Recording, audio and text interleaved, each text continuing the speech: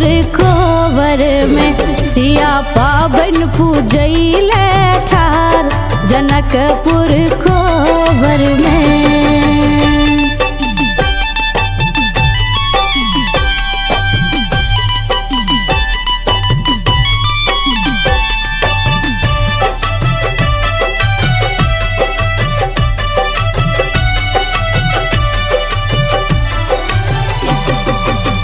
सासु पठ लिखिन डाली पन पथिया, सासु पठ लिखिन,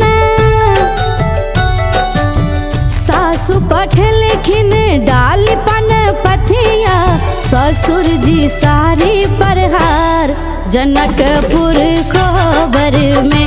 हे ससुर जी सारी परहार जनकपुर खोबर में सिया पावन पूजैले ठार जनकपुर खोबर में।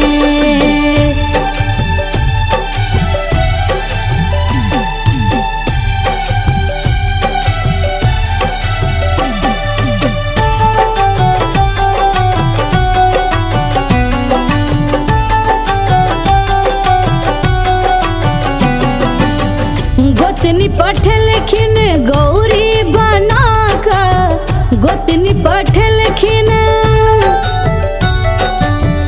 गोतनी पठ लिखिन गौरी बना कर, नंदी सजा कर डाली जनकपुर खोबर में।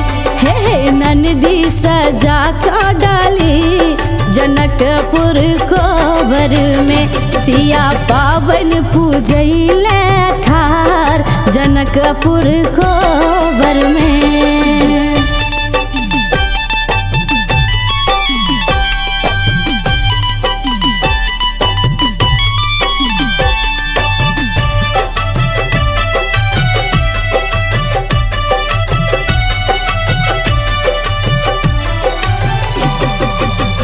रघुवर के संग सिया पावन पूजो, रघुवर के संग,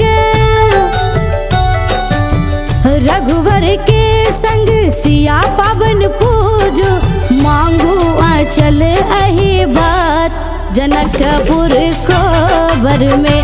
हे मांगू आंचल अही बात जनकपुर खोबर में सिया पावन पूजैले ठार जनकपुर खोबर